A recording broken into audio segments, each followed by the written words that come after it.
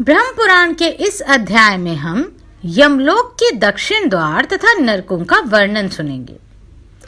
मुनियों ने कहा, तपोधन, पापी मनुष्य दक्षिण मार्ग से यमपुरी में किस प्रकार प्रवेश करते हैं, यह हम सब सुनना चाहते हैं। आप विस्तार पूर्वक बतलाइए। व्यास जी बोले, मुनिवरों, दक्षिण द्वार अत्यंत घोर और महाभयंकर है। मैं उसका वर्णन करता हूँ। वहां सदा नाना प्रकार के हिंसक जंतुओं और गिद्दड़ियों के शब्द सुनाई देते हैं। वहां दूसरों का पहुंचना असंभव है। उसे देखते ही रोंगटे खड़े हो जाते हैं। भूत, प्रेत, पिशाच और राक्षसों से यह द्वार सदा ही घिरा रहता है। पापी जीव दूर से ही इस द्वार को देखकर त्रास से मूर्छित हो जाते हैं और विलाप प्रलाप करने लगते हैं। तब यमदूत उन्हें सांकलों से बांधकर घसीटते और निर्भय होकर डंडों से पीटते हैं। साथ ही डांटते फटकारते भी रहते हैं। होश में आने पर वे खून से लथपथ हो पग पग पर लड़खड़ाते हुए दक्षिण द्वार को जाते हैं। मार्ग में कहीं तीखे कांटे होते हैं और कहीं छुरे की धार के समान तीक्ष्ण पत्थरों के टुकड़े बिछे होते हैं। कहीं कीचड़ ही कीचड़ भरी रहती है और कहीं ऐसे ऐसे गड्ढे होते हैं जिनको पार करना असंभव सा होता है। कहीं कहीं लोहे की सुइयों के समान कीलें गड़ी होती हैं। कहीं वृक्षों से भरे हुए पर्वत होते हैं जो किनारों पर झरने गिरने रहने से दुर्गम प्रतीत होते हैं और कहीं कहीं तपे हुए अंगारे बिछे होते हैं। ऐसे मार्ग से दुखी होकर पापी जीवों को यात्रा करनी पड़ती है। कहीं दुर्गम गर्त, कहीं चिकने ढेले, कहीं तपाई हुई बालू और कहीं तीखे कांटे होते हैं। कहीं दावानल प्रज्वलित होता है तो कहीं तपी हुई शिला है तो कहीं जमी हुई बर्फ। कहीं इतनी अधिक बालू कि उस मार्ग से जाने वाला जीव उसमें आकंठ डूब जाता है। कहीं दूषित जल से, कहीं कंडे की आग से वह मार्ग भरा रहता है। कहीं सिंह, भेड़िए, बाघ, डांस और भयानक कीड़े डेरा डाले रहते हैं। कहीं बड़ी बड़ी जोंकें और अजगर पड़े रहते हैं। भयंकर मक्खियों, विषैले सांप और दुष्ट एवं बलोन्मत्त हाथी सताया करते हैं। खुरों से मार्ग को खोते हुए तीखे सींगों वाले बड़े बड़े सांड, भैंसे और मतवाले ऊंट सबको कष्ट देते हैं। भयानक डायनों और भीषण रोगों से पीड़ित होकर जीव इस मार्ग से यात्रा करते हैं।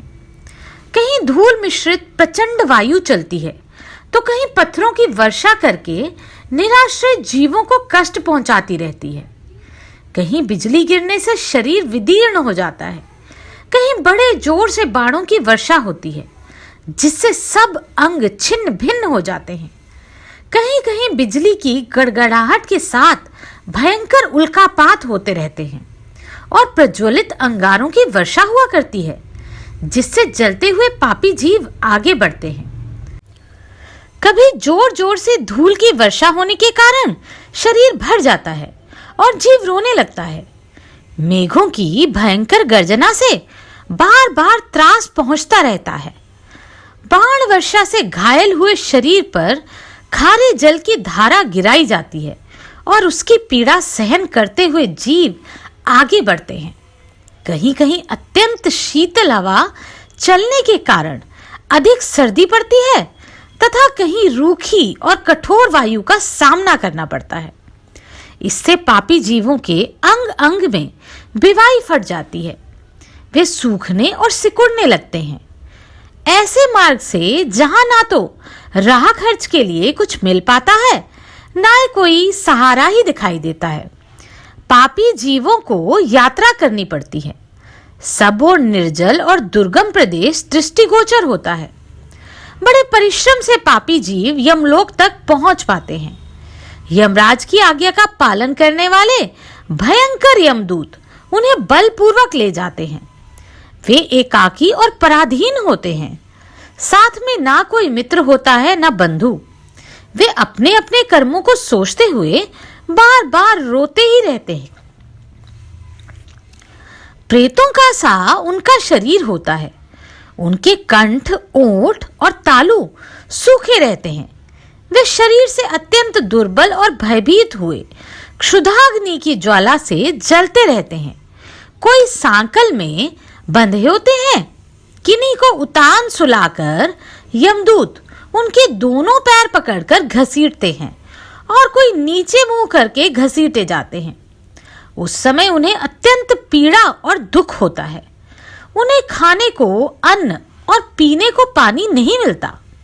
वे भूख प्यास से पीड़ित हो हाथ जोड़कर दीन भाव से आंसू बहाते हुए गदगद वाणी में बार बार याचना करते और दीजिए दीजिए की रट लगाए रहते हैं। उनके सामने सुगंधित पदार्थ, दही, खीर, घी, भात, सुगंध युक्त पेय और शीतल जल प्रस्तुत होते हैं। उन्हें देखकर वे बार बार उनके लिए याचना करते हैं। उस पर यमराज के दूत क्रोध में लाल आंखें करके उन्हें फटकारते हुए कठोर वाणी में कहते हैं, ओ पापी, तुमने समय पर अग्निहोत्र नहीं किया, स्वयं ब्राह्मणों को दान नहीं दिया और दूसरों को भी उन्हें दान देते समय बलपूर्वक मना किया। उसी पाप का फल तुम्हारे सामने उपस्थित हुआ है। तुम्हारा धन आग में नहीं जला था, जल में नहीं नष्ट हुआ था, राजा ने नहीं छीना था और चोरों ने भी नहीं चुराया था। नराधमों, तो भी तुमने जब लोग ब्राह्मणों को दान नहीं दिया, तब उस समय तुम्हें कहां से कोई वस्तु प्राप्त हो सकती है? जिन साधु पुरुषों ने सात्विक भाग से नाना प्रकार के दान किए हैं, उन्हीं के लिए ये पर्वतों के समान अन्न के ढेर लगाए दिखाई देते हैं। इनमें भक्ष्य, भोज्य, पेय, लेह और चौष्य सब प्रकार के खाद्य पदार्थ हैं। तुम इन्हें पाने की इच्छा ना करो, क्योंकि तुमने किसी प्रकार का दान नहीं किया। जिन्होंने दान, होम, यज्ञ और ब्राह्मणों का पूजन किया है, उन्हीं को अन्न ले आकर सदा यहाँ जमा किया जाता है। नारकी जीवों, यह दूसरों की वस्तु हम तुम्हें कैसे दे सकते हैं? यमदूतों की ये बात सुनकर वे भूख प्यास से पीड़ित जीव उस अन्न की अभिलाषा छोड़ देते हैं। तदनंतर यमदूत उन्हें भयानक अस्त्रों से पीड़ा देते हैं। मुदगर, लोहदंड, शक्ति, तोमर, पटिश, परिध, भिंदीपाल, गदा, फरसा और बाणों से उनकी पीठ पर प्रहार किया जाता है और सामने की ओर से सिंह तथा बाघ आदि उन्हें काट खाते हैं। इस प्रकार के पापी जीव ना तो भीतर प्रवेश कर पाते हैं, ना बाहर ही निकल पाते हैं। अत्यंत दुखित होकर करुण क्रंदन करते हुए वह ये पीड़ा को भोगते रहते हैं। इस प्रकार वहां भली भांति पीड़ा देकर यमराज के दूत उन्हें भीतर प्रवेश कराते हैं और उस स्थान पर ले जाते हैं जहां सबका संयम करने वाले धर्मात्मा यमराज रहते हैं। वहां पहुंचकर वे दूत यमराज को उन पापियों के आने की सूचना देते हैं और उनकी आज्ञा मिलने पर उन्हें उनके सामने उपस्थित करते हैं। तब पापाचारी जीव भयानक यमराज और चित्रगुप्त को देखते हैं। यमराज उन पापियों को बड़े जोर से फटकारते हैं और चित्रगुप्त धर्मयुक्त वचनों से पापियों को समझाते हुए कहते हैं, पापाचारी जीवों, तुमने दूसरे के धन का अपहरण किया है और अपने रूप और वीर्य के घमंड में आकर पराई स्त्रियों का सतीत्व नष्ट किया है। जीव स्वयं जो कर्म करता है, उसका फल भी उन्हें स्वयं ही भोगना पड़ता है। यह जानते हुए भी तुमने अपना विनाश करने के लिए यह पाप कर्म क्यों किया? अब क्यों शोक करते हो? अपने कुकर्मों से ही तुम पीड़ित हो रहे हो। तुमने अपने कर्मों द्वारा जिन दुखों का उपार्जन किया है, उन्हें भोगो। इसमें किसी का कुछ दोष नहीं। ये जो राजा लोग मेरे समीप आए हुए हैं, इन्हें भी अपने बल का बड़ा घमंड था। ये अपने घोर दुष्कर्मों द्वारा यहाँ लाए गए हैं। इनकी बुद्धि बहुत ही खोटी थी। तत्पश्चात यमराज राजाओं की ओर दृष्टिपात करके कहते हैं, अरे ओ दुराचारी नरेशों, तुम लोग प्रजा का विध्वंस करने वाले हो।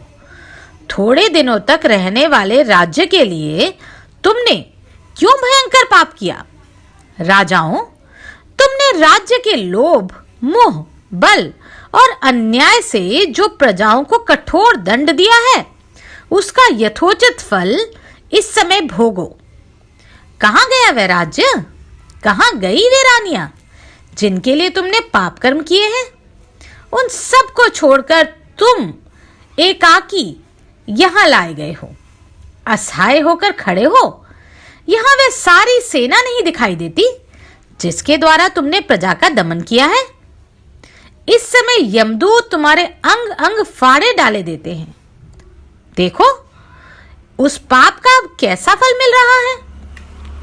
इस प्रकार यमराज के उपालभ्युक्त अनेक वचन सुनकर वे राजा अपने अपने कर्मों का विचार करते हुए चुपचाप खड़े रह जाते हैं। तब उनके पापों की शुद्धि के लिए धर्मराज अपने सेवकों को इस प्रकार आज्ञा देते हैं, ओ चंड, ओ महाचंड, इन राजाओं को पकड़कर ले जाओ और क्रमशः नरक की अग्नियों में तपाकर इन्हें पापों से मुक्त करो। धर्मराज की आज्ञा पाते ही यमदूत राजाओं के दोनों पैर पकड़कर वेग से घुमाते हुए उन्हें ऊपर फेंक देते हैं और लौटकर उनके पापों की मात्रा के अनुसार उन्हें बड़ी बड़ी शिलाओं पर देर तक पटकते रहते हैं, मानो वज्र से किसी महान वृक्ष पर प्रहार करते हों। इससे पापी जीव का शरीर जर्जर हो जाता है। उसके प्रत्येक छिद्र से रक्त की धारा बहने लगती है। उसकी चेतना लुप्त हो जाती है और वह हिलने डुलने में भी असमर्थ हो जाता है। तदनंतर शीतल वायु का स्पर्श होने पर धीरे धीरे पुनः वह सचेत हो उठता है। तब यमराज के दूत उसे पापों की शुद्धि के लिए नरक में डाल देते हैं। एक से निवृत्त होने पर वे दूसरे दूसरे पापियों के विषय में यमराज से निवेदन करते हैं, देव, आपकी आज्ञा से हम दूसरे पापी को भी ले आए। यह सदा धर्म से विमुख और पाप परायण रहा है। यह दुराचारी व्याध है। इसने महापातक और उपपातक सभी किए हैं। यह अपवित्र मनुष्य सदा दूसरे जीवों की हिंसा में संलग्न रहा है। यह जो दुष्टात्मा खड़ा है, अगम्य स्त्रियों के साथ समागम करने वाला है। इसने दूसरे के धन का भी अपहरण किया है। यह कन्या बेचने वाला, झूठी गवाही देने वाला, कृतघ्न तथा मित्रों को धोखा देने वाला है। इस दुरात्मा ने मदोन्मत्त होकर सदा धर्म की निंदा की है। मृत्युलोक में केवल पाप का ही आचरण किया है। देवेश्वर, इस समय इसको दंड देना है या इस पर अनुग्रह करना है, यह भी बताइए, क्योंकि आप ही निग्रह अनुग्रह करने में समर्थ हैं। हम लोग तो केवल आज्ञा पालक हैं। यो निवेदन करके वह दूत पापी को यमराज के सामने उपस्थित कर देते हैं और स्वयं दूसरे पापियों को लाने के लिए चल देते हैं। जब पापी पर लगाए गए दोष की सिद्धि हो जाती है, तब यमराज अपने भयंकर सेवकों को उन्हें दंड देने के लिए आदेश देते हैं।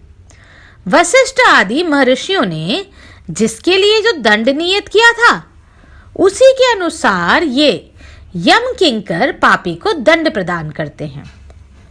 अंकुश, मुद्गर, डंडे, आरे, शक्ति, तोमर, खड़ग और शूलों के प्रहार से पापियों को विदीर्ण कर डालते हैं।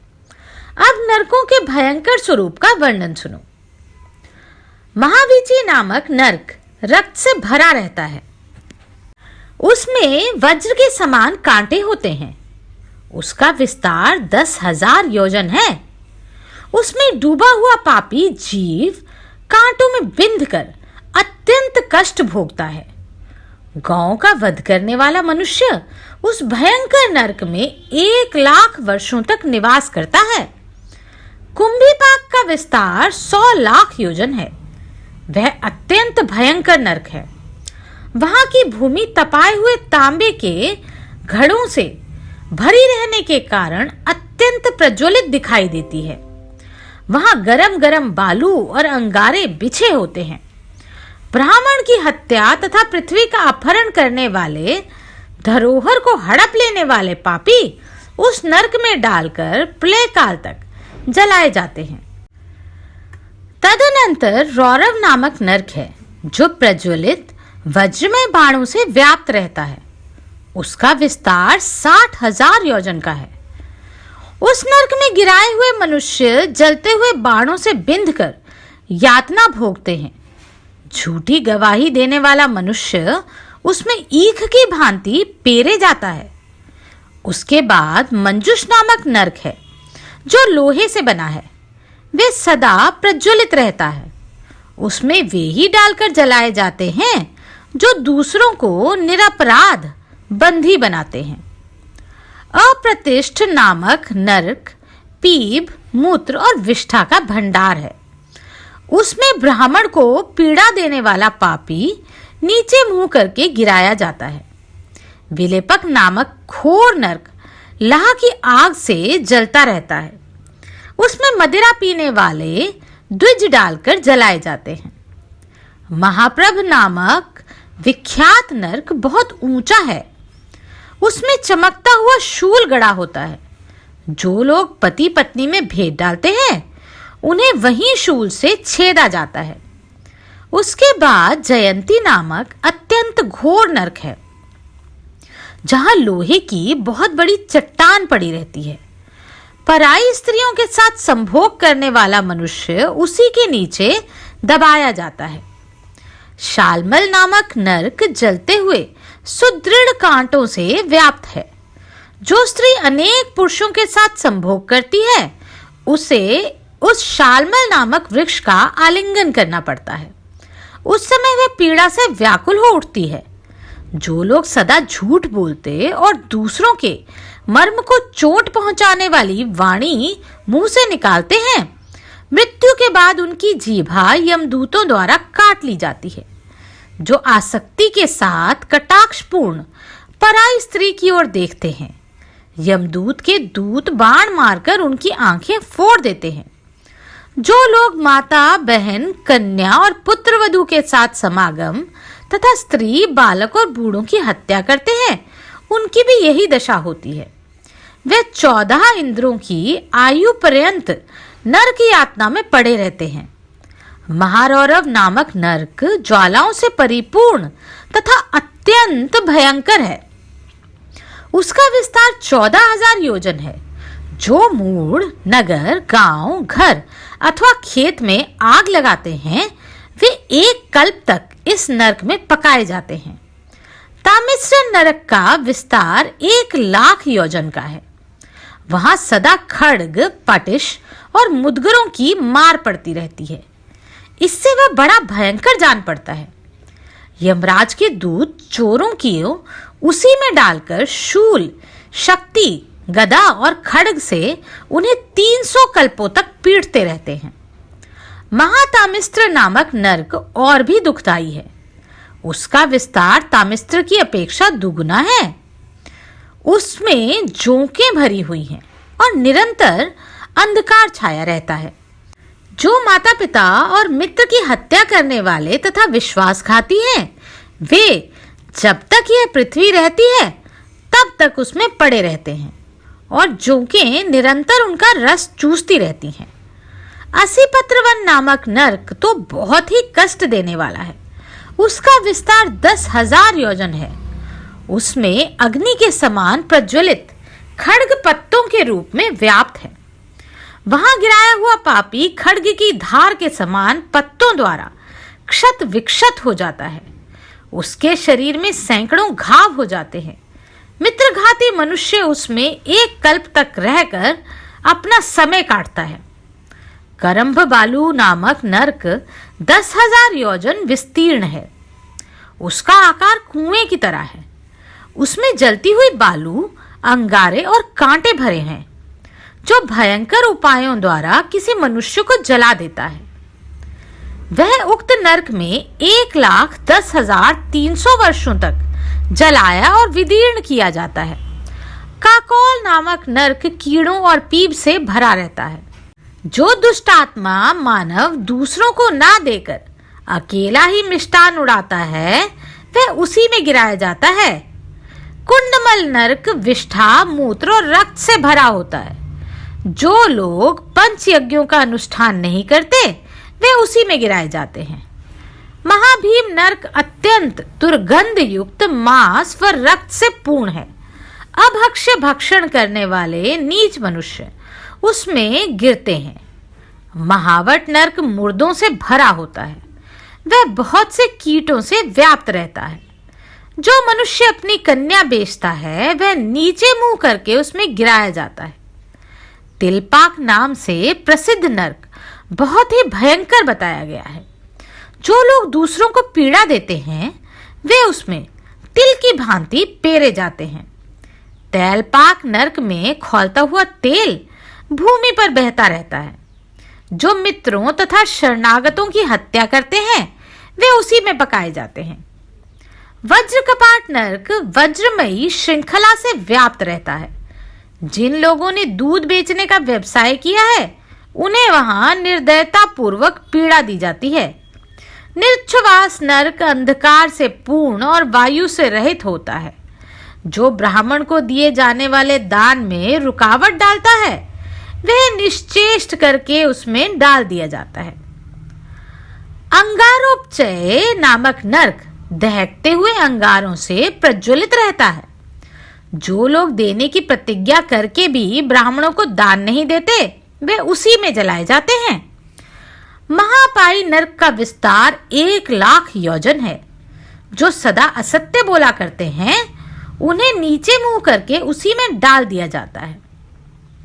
महाज्वाल नामक नरक सदा आग की लपटों से प्रकाशित एवं भयंकर होता है। जो मनुष्य पाप में मन लगाते हैं, उन्हें दीर्घ काल तक उसी में जलाया जाता है। क्रकच नामक नरक में वज्र की धार की समान तीखे आरे लगे होते हैं। उसमें अगम्य स्त्री के साथ समागम करने वाले मनुष्य को उन्हीं आरों से चीरा जाता है। गुड़पाक नरक खौलते हुए गुड़ के समान कुंडों से व्याप्त है। जो मनुष्य वर्ण संकरता फैलाता है, वह उसी में डालकर जलाया जाता है। क्षूरधार नामक नरक तीखे उस्तरों से भरा रहता है। जो लोग ब्राह्मणों की भूमि हड़प लेते हैं, वे 1 कल्प तक उसी में डालकर काटे जाते हैं। अम्बरीश नामक नरक प्रलय अग्नि के समान प्रज्वलित रहता है। सुवर्ण की चोरी करने वाला मनुष्य करोड़ कल्पों तक उसमें दग्ध किया जाता है। वज्र कुठार नामक नरक वज्र से व्याप्त है। पेड़ काटने वाला पापी मनुष्य उसी में डालकर काटा जाता है। परिताप नामक नरक भी प्रलय अग्नि से उद्दीप्त रहता है। विष देने तथा मधु की चोरी करने वाला पापी उसी में यातना भोगता है। कालसूत्र नरक वज्र में सूत से निर्मित है। जो लोग दूसरों की खेती नष्ट करते हैं, वे उसी में घुमाए जाते हैं, जिससे उनका अंग छिन्न भिन्न हो जाता है। कश्मल नरक मुख और नाक के मल से भरा होता है। मांस की रुचि रखने वाले मनुष्य उसमें 1 कल्प तक रहना पड़ता है। उग्रगंध नामक नरक लार, मूत्र और विष्ठा से भरा होता है। जो पितरों को पिंड नहीं देते, वे उसी नरक में डाले जाते हैं। दुर्धा नरक जोंकों और बिच्छुओं से भरा रहता है। सूदखोर मनुष्य उसमें 10,000 वर्षों तक पड़ा रहता है। वज्र महापीड़ नामक नरक वज्र से ही निर्मित है। जो दूसरों के धन धान्य और सुवर्ण की चोरी करता है, उन्हें उसी में डालकर यातना दी जाती है। यमदूत उन चोरों को छुरों से क्षण क्षण पर काटते रहते हैं। जो मूर्ख किसी प्राणी की हत्या करके उसे कौए और गिद्धों की भांति खाते हैं, उन्हें 1 कल्प तक अपने ही शरीर का मांस खाना पड़ता है। जो दूसरों के आसन, शैया और वस्त्र का अपहरण करते हैं, उन्हें यमदूत शक्ति और तोमरों से विदीर्ण करते हैं। जिन खोटी बुद्धि वाले पुरुषों ने लोगों के फल अथवा पत्ते भी चुराए हैं, उन्हें क्रोध में भरे हुए यमदूत तिनकों की आग में जला देते हैं। जो मनुष्य पराये धन और पराई स्त्री के प्रति सदा दूषित भाव रखता है, यमदूत उसकी छाती में जलता हुआ शूल गाड़ देते हैं। जो मानव मन, वाणी और क्रिया द्वारा धर्म से विमुख रहते हैं, उन्हें यमलोक में बड़ी भयंकर यातना भोगनी पड़ती है। इस प्रकार लाखों, करोड़ों और अरबों नरक हैं, जहां पापी मनुष्य अपने कर्मों का फल भोगते हैं। इस लोक में थोड़ा सा भी पाप कर्म करने पर यमलोक में भयंकर नरक के भीतर घोर यातना सहनी पड़ती है। मूढ़ मनुष्य साधु पुरुषों द्वारा बताए हुए धर्मयुक्त वचनों को नहीं सुनते। जब कोई उनसे परलोक की चर्चा करता है, तब वे झट यही उत्तर देते हैं, किसने स्वर्ग और नरक को प्रत्यक्ष देखा है? ऐसे लोग दिन रात प्रयत्न पूर्वक पाप करते हैं, धर्म का आचरण तो वे भूल कर भी नहीं करते। इस प्रकार जो इस लोक में कर्मों के फल का भोग होना मानते हैं, परलोक के प्रति जिनकी तनिक भी आस्था नहीं, ऐसे नराधम भयंकर नरकों में पड़ते हैं। नरक का निवास अत्यंत दुखदायी और स्वर्गवास सुख देने वाला है। मनुष्य शुभ कर्म करने से स्वर्ग पाते हैं और अशुभ करने से नरकों में डाले जाते हैं।